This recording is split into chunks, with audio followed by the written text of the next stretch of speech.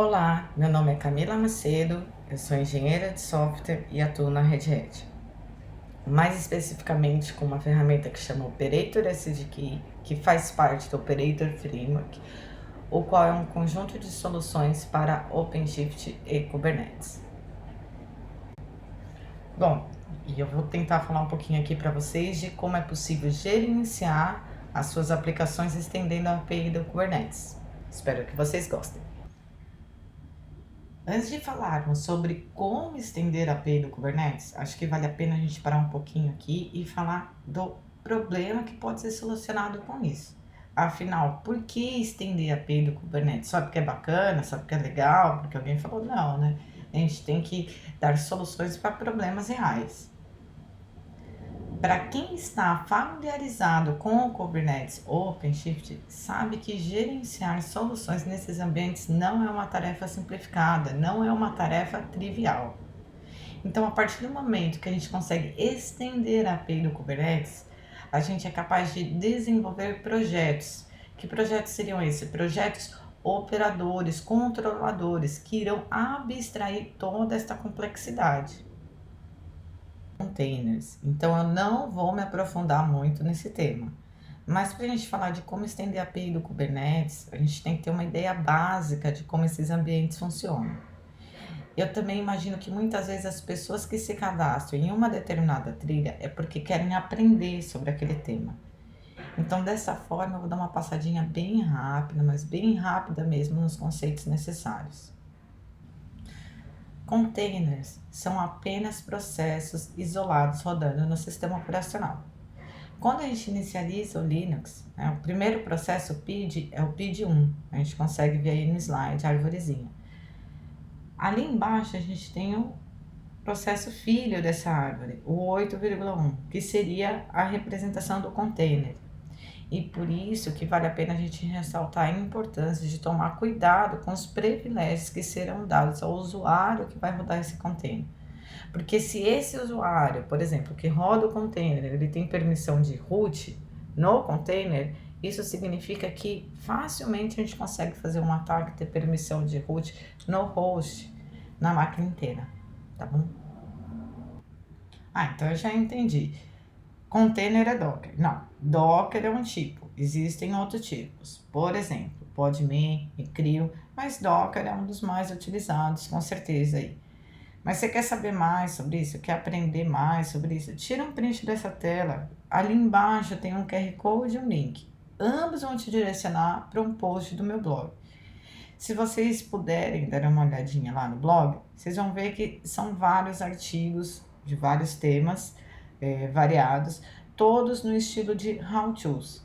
Qual que é o propósito disso? Passar a informação de forma mais rápida, mais concisa e simplificada que seja possível, tá? Eu espero que isso ajude vocês. Então, um container, ele vai rodar uma solução. Mas na prática, a gente precisa ter várias instâncias de uma mesma solução. A gente precisa garantir alta disponibilidade. Então, a gente vai ter várias instâncias de um banco de dados, a gente vai ter várias instâncias do front-end, a gente vai ter várias instâncias do back-end. Então, existe a necessidade de orquestrar esses containers, essas caixinhas. Então, esta seria, de forma simplificada, a responsabilidade principal do OpenShift e do Kubernetes. E qual é a diferença entre OpenShift e Kubernetes? O OpenShift é a versão Enterprise do Kubernetes. Então, quando a gente instala o OpenShift, a gente também está instalando o Kubernetes. O OpenShift ele roda em cima do Kubernetes. E ele traz aí uma série de vantagens, uma série de recursos extras para nos auxiliar. Mas como é que a gente faz a configuração nesses ambientes? O Kubernetes ele disponibiliza uma API. Nesta API a gente vai encontrar quais são as entidades e os atributos dessas entidades que estão disponíveis para a gente estar fazendo essas configurações. Por exemplo, eu quero fazer um deploy de um serviço. Então eu vou utilizar um resource, uma entidade deployment, a qual representa essa necessidade que eu tenho. E daí, através dos atributos que são definidos pela API para este objeto específico, eu consigo passar todas as informações necessárias, como por exemplo, qual é a imagem que vai ser utilizada, qual é a porta, quantas instâncias e etc. Bom, então eu coloquei esse slide aqui só para a gente ter uma ideia muito simplificada de como as coisas funcionam. Então vamos imaginar o exemplo anterior, a gente viu um deployment. Então eu quero criar um deployment lá no cluster, né? Eu quero aplicar esse resource lá. Primeiramente, a gente utiliza um client tool, que é o kubectl. O kubectl a gente vai executar na linha de comando. Então eu vou rodar lá kubectl apply -f e o caminho do arquivo que tem todas as informações do meu deployment. O client vai fazer um request para a API. A API vai autenticar, vai parsear essa informação, vai guardar o dado no banco de dados e o Kubernetes vai saber o que deve ser realizado. Tá, mas que relevância isso tem ao tema central de estender a API? Quando a gente cria os nossos projetos, operadores, controladores, eles também vão ter um client. Esse client, ele vai realizar requests à API. Esses requests são onde são passadas as informações para realizar as operações no cluster. Vamos dar uma olhada como nós podemos definir os resources. Na esquerda, nós temos um exemplo utilizando o YAML file. Na direita, nós temos o mesmo exemplo, porém, este deployment está sendo implementado e definido de forma programática, via linguagem Go. Pense no exemplo clássico de uma entidade cliente. Um cliente não poderia ter um nome, um endereço e um telefone? O deployment pode ter réplicas, pode ter selectors, pode ter containers. Os containers, por sua vez, podem ter nome, pode ter imagem, pode ter portas. Ao estender a API do Kubernetes e desenvolvermos os nossos projetos operadores para gerenciar as nossas soluções nesses ambientes, a gente passa a ter a possibilidade de trabalhar com os resources de forma programática, de forma dinâmica. Desta forma, quando a gente fala em desenvolver uma solução para gerenciar outra solução utilizando a API do Kubernetes, existe a necessidade de a gente conhecer um pouquinho da API. Nesse slide aqui eu coloquei algumas entidades às quais eu considero importante dar uma olhada. Se você está começando do zero, se você não é familiarizado com Kubernetes, é importante saber o que é um deployment, é importante saber o que é um pod, o que é um service, o que isso representa, o que isso faz. Bom, finalmente chegamos no ponto principal aqui. Quando a gente estende a API do Kubernetes, a gente vai criar o Custom Resource Definition e o Custom Resource. O Custom Resource Definition é a representação da entidade, da nossa solução. É onde a gente define quais atributos o nosso Custom Resource pode ter. O Custom Resource são como instâncias do Custom Resource Definition. Então, vamos voltar para o exemplo clássico da classe cliente. Um cliente tem nome, tem endereço e tem telefone. O Custom Resource Definition é onde a gente vai definir que o cliente tem nome, tem endereço e telefone. O Custom Resource seriam os clientes, por exemplo, o João, a Maria, o José. Então, vamos pensar em um exemplo aqui de uma solução que a gente poderia estar gerenciando com os nossos projetos operadores. A gente tem a aplicação, a gente tem o database e a gente tem o cron job. Então, a gente poderia criar um Custom Resource Definition para a aplicação, outro para o database e outro para o cron job. Quando a gente aplicar o Custom Resource da aplicação, nosso projeto vai ler isso e vai criar todos os resources que são necessários para a aplicação funcionar como a gente espera. A mesma coisa para o database, a mesma coisa para o cron job.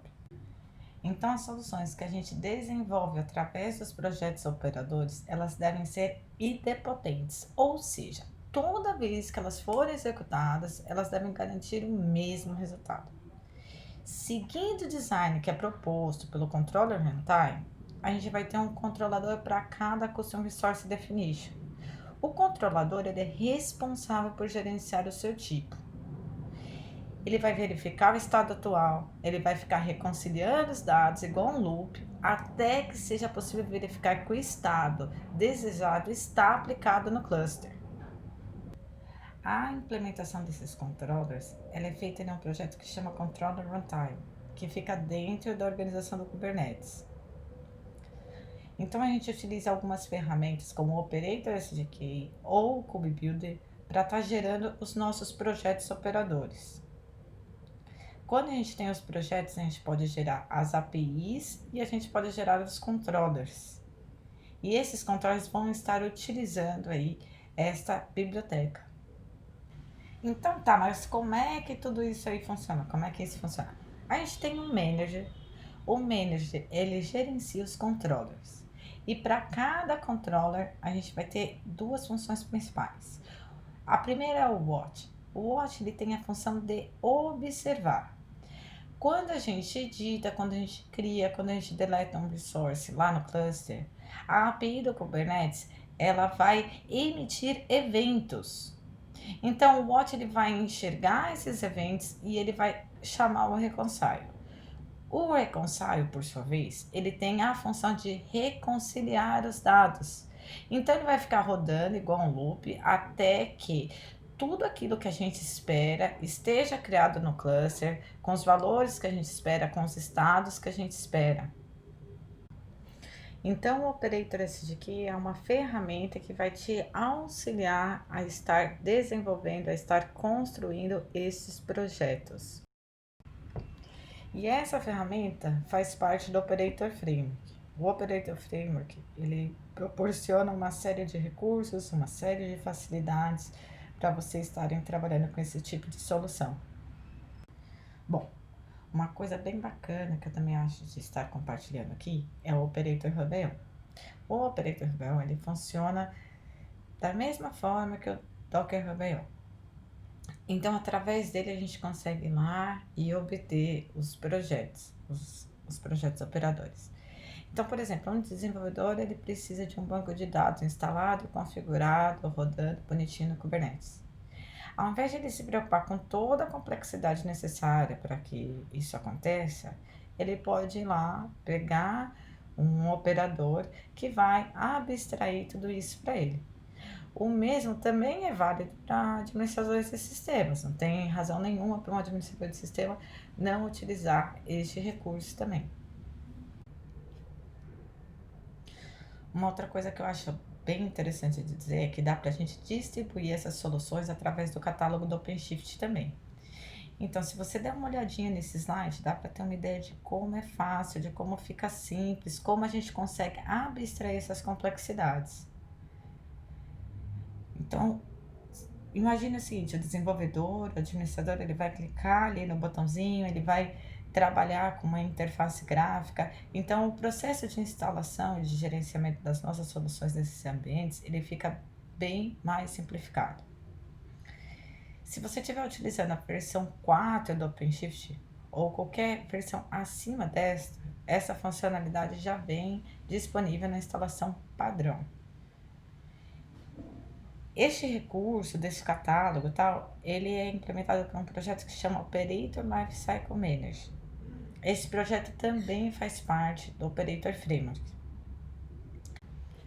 Tá, mas eu não quero utilizar o OpenShift, eu quero utilizar o Kubernetes. Não tem problema. Você consegue estar utilizando e instalando o Operator Lifecycle Manager lá também, assim como em outros provedores. Esse projeto ele também traz vários recursos úteis, como por exemplo, a gente consegue configurar que o Operator A ele depende do B e do C. A gente também consegue falar que a gente quer que tenha atualizações automáticas. Então, quando tiver uma nova versão disponível daquele projeto, ele já vai atualizar sozinho. Tá, Camila, achei muito bacana, achei muito legal, mas espera aí, eu não trabalho com open source. Eu trabalho em empresas quais têm sistemas e soluções que são de domínio privado. Eu não posso desenvolver um projeto operador e colocar esse projeto aí em um domínio público. Não tem problema. É possível configurar que o catálogo busque os projetos em um registro privado. Então, esta solução também lhe atende. Quando a gente gera o nosso projeto utilizando o Operator SDK, ele vai gerar um arquivo que chama Making File. Nesse arquivo, a gente tem targets que nos auxiliam. Então, a gente pode rodar Making e o target, o comando, na linha de comando. Esses dois targets que vocês estão olhando aí no slide, eles vão te auxiliar a gerar os manifestos necessários para que seja possível publicar a solução no Operator Hub.io para integrar o projeto com o Operator Lifecycle Manager. Só para finalizar, eu gostaria de falar sobre os principais recursos que o SDK consegue te oferecer aí e te ajudar. Então, com essa ferramenta dá para trabalhar com Ansible, Helm e Go. Vocês também vão encontrar uma funcionalidade que chama Scorecard, que te ajuda a testar o projeto e garantir a qualidade. Ele tem uma lib, ele tem helpers e vocês conseguem ter aí uma série de facilidades para integrar o projeto com o Operator Lifecycle Manager e publicar no Operator Hub.io, enfim, como a gente acabou de mostrar. Bom, chegamos ao final. Tira um print dessa tela. Como eu sou um ser humaninho muito espertinho, eu imaginei que vocês iam adorar essa ideia, que vocês iam querer sair daqui construindo seus próprios operators, estendendo a API do Kubernetes. Então eu criei este tutorial, onde vocês vão seguir passo a passo, é bem simples, bem rapidinho de fazer, e eu acredito que no final deste tutorial vocês estão bala para começar a construir seus próprios operators. E fica tranquilo, se por acaso você pular algum passo, não tem problema. No tutorial, vocês vão encontrar o link para o repositório no GitHub com o resultado esperado. Então, vocês podem também só executar para ver como é que funciona e tal.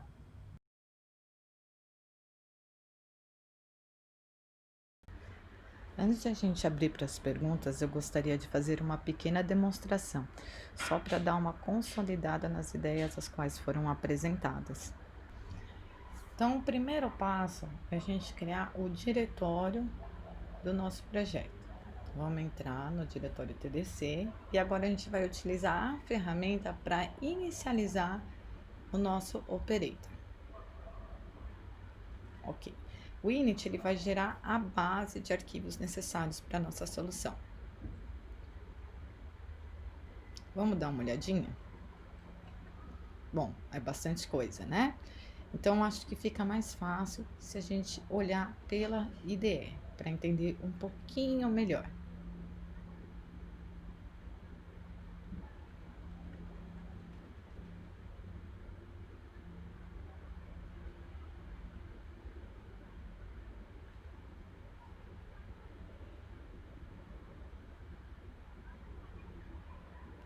No config, a gente consegue encontrar os arquivos, os manifestos de configuração do nosso operator.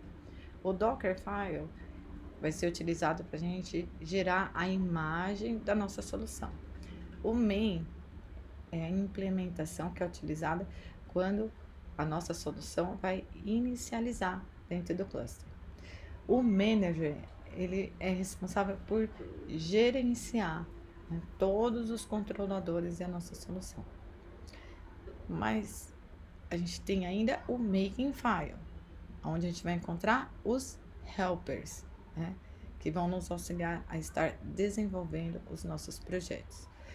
Eu tinha comentado que quando a gente cria um projeto, quando a gente desenvolve um projeto chamado, né, denominado operador, a gente pode estender a API do Kubernetes e criar as nossas próprias APIs que representam as nossas soluções no cluster. Então, vamos utilizar a ferramenta agora para a gente criar uma API nova. Então, a gente vai colocar aqui grupo TDC, versão, vamos colocar V1, e o kind, que é o tipo do objeto, vamos colocar client, né? cliente, o tipo clássico. Então ele pergunta: você quer que gere o resource? Ou seja, você quer que gere os arquivos, né? Referente à API que está criando? Sim, eu quero. Você quer que gere o controller? Sim, eu quero ter um controller para controlar, para gerenciar esse tipo. Tá. Então ele gerou o client types e gerou os controllers. Vamos dar uma olhadinha na API, na definição. Aqui a gente vai definir as especificações do nosso cliente. Então, quais são os atributos do cliente? Eu acho que nome é um atributo razoável, né? No exemplo.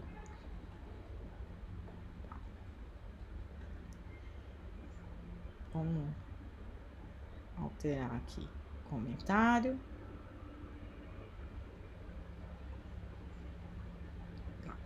E aqui a gente consegue ver Rod make. Por que ele está falando isso? Ele está colocando para generar o código depois de modificar esse arquivo.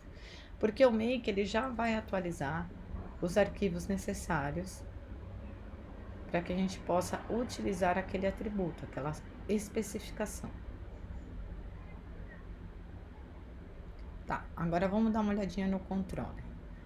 Bom, aqui a gente encontra reconcile, que é a função que vai reconciliar os dados, né?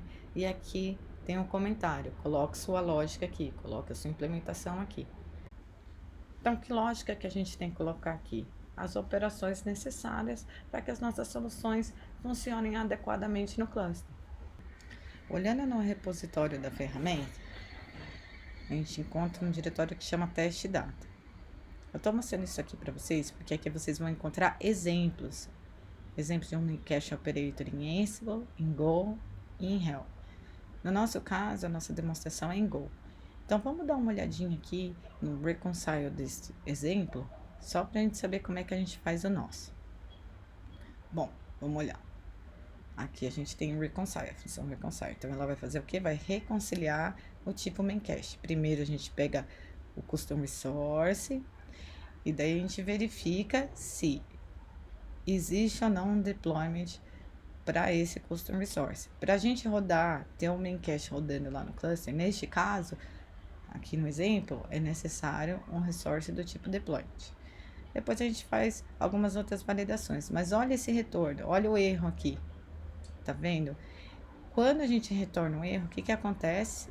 Volta para o início. Lembra que eu falei que ele é igual a um loop? Ele fica rodando, até tudo ser realizado com sucesso e no final, né, a gente pode retornar new. Esse retorno faz com que o reconcile pare. Vamos copiar o código aqui para a gente utilizar na nossa demonstração.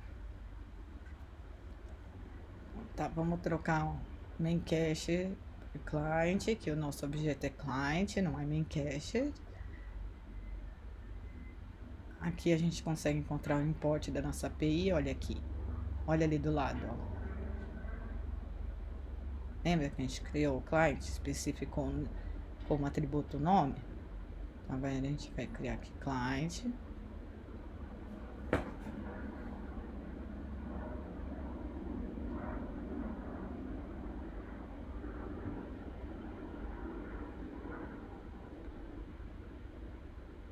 Vamos substituir no log também, né? Bom, olha aqui. Retorno new. Então, isso para o reconcile. Vamos colocar um log aqui para a gente conseguir verificar isso na demonstração, no nosso exemplo. Tá? Lá no blog vocês vão encontrar mais detalhes e mais informações sobre os possíveis retornos. Tá? Vamos colocar aqui também, vamos logar o nome do cliente. Né? Já que a gente pode ter um cliente José, uma Camila, um João, vamos colocar o nome para a gente ver qual que a gente pegou.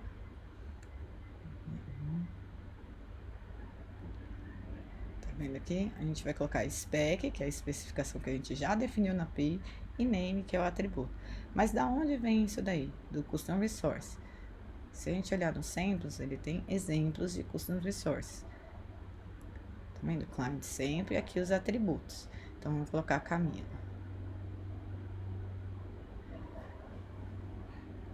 Pra gente demonstrar melhor isso daqui, vamos criar mais um YAML file, né? Client sample 2, e a gente vai colocar o João. Esse aqui, o atributo nome vai ser João. Tá, então a gente tem 2 samples pra gente aplicar e ver como isso funciona. Agora, vamos dar uma olhadinha aqui no próximo passo, que é o que? Agora, a gente tem que buildar a imagem do nosso operator. Então, a gente vai usar o helper, docker build image, e a gente vai dar um nome para essa imagem. TDC, pode ser essa tag mesmo, é só um exemplo. Então, esse target a gente vai rodar algumas coisas, como go format, go vet, vai rodar os testes, né? A gente pode implementar testes para validar a nossa implementação no Reconcile, a nossa implementação no Controller. Então, primeiro ele garante que, né, ele tenta garantir que está tudo ok, e daí a gente vê aqui, ó, Docker build e a imagem. Então, a gente vai usar aquele Dockerfile para gerar esta imagem. Para a gente poder rodar o nosso operator no cluster.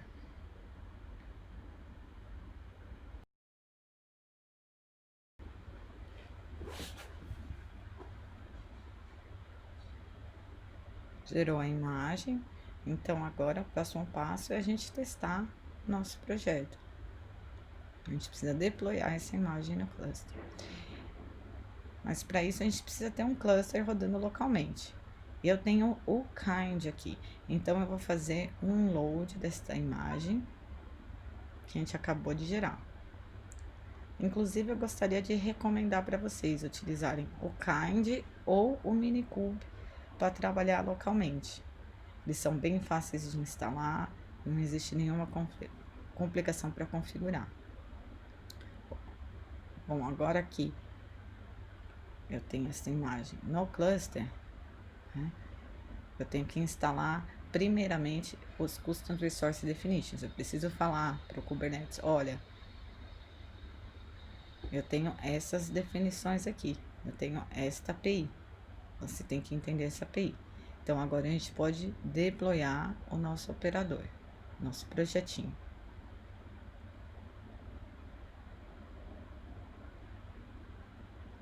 Então, o make deploy, ele vai deployar. Então, vamos dar uma olhada nos namespaces. Aqui, ó, namespace da nossa solução, que foi criada.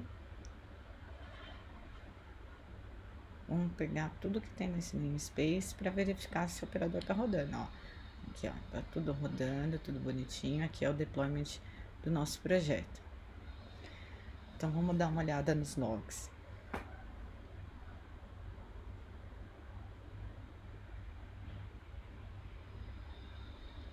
No namespace.